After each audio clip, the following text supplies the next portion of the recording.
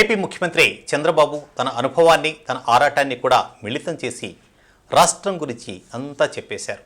ఉన్నది ఉన్నట్లుగా వివరించారు.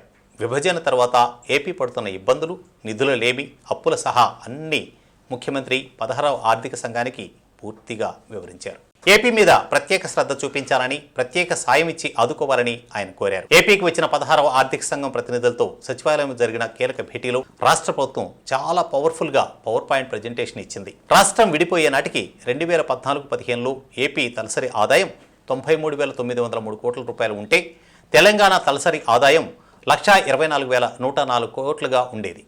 మొదటి 5 ఏళ్లలో టీడీపీ పాలనలో ఏపీలో తలసరి ఆదాయం 13.21% పెరిగి 2019కి 1,54,031కి చేరుకుందని సీఎం తెలిపారు.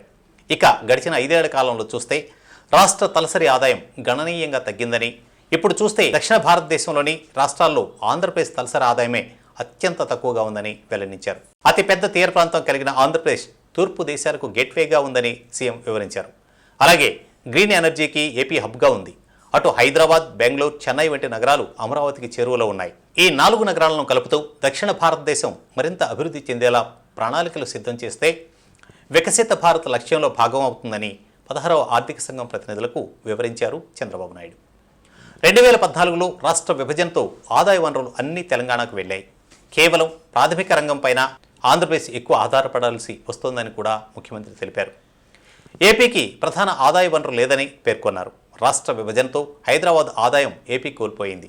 దీంతో తెలంగాణకు ఆదాయంలో 75% హైదరాబాద్ నుంచే వస్తోంది. ఇది తెలంగాణ వృద్ధికి, తలసరి ఆదాయం పెరుగుదలకు, ఏపీ వెనుకబాటుతనానికి కారణమైందని తెలిపారు. విభజనతో జాతీయ సంస్థలు, విద్యా, వైద్య సంస్థలు, భారత ప్రభుత్వ సంస్థలు ఏపీకి లేకుండా పోయాయని కూడా గుర్తు చేశారు. విభజన చట్టం షెడ్యూల్ 9 ప్రకారం 91 ప్రభుత్వ కంపెనీలు, కార్పొరేషన్లకు సంబంధించి 1,63,000 కోట్లు, అలాగే షెడ్యూల్ 10 కింద ఉన్న 142 సంస్థలకు చెందిన 39,191 లక్షల ఆస్తుల పంపకం అంశం 2 రాష్ట్రాల మధ్య విభజన జరిగి 10 ఏళ్లు అవుతున్నా ఇంకా పెండింగ్లోనే ఉందని సీఎం వివరించారు. ఏపీ కొత్త రాజధానిగా రూపుదిద్దుకుంటున్న అమరావతికి 47,000 కోట్ల రూపాయలు అవసరమని చంద్రబాబు చెప్పారు. రాజధాని అమరావతిలో మౌలిక సదుపాయాలు, అభివృద్ధి కార్యక్రమాలు చేపట్టేందుకు 77,249 కోట్లు అవసరం కాగా అందులో వరల్డ్ బ్యాంక్, హడ్కో, కేఎఫ్డబ్ల్యూ డెవలప్మెంట్ బ్యాంక్ ద్వారా ఫండింగ్ 31,000 కోట్ల రూపాయలు సమకూరాయి. ఇంకా కావాల్సిన నిధులు 47,000 కోట్లు అని వివరించారు. అదేవిధంగా ఏపీ సమగ్రమైన అభివృద్ధికి తమ ప్రభుత్వం మాస్టర్ ప్లాన్ చేస్తోందని అన్నారు. మొత్తానికి ఏపీకి దండిగా నిధులు ఇచ్చి ఆదుకోవాలని ముఖ్యమంత్రి చంద్రబాబు కోరారు.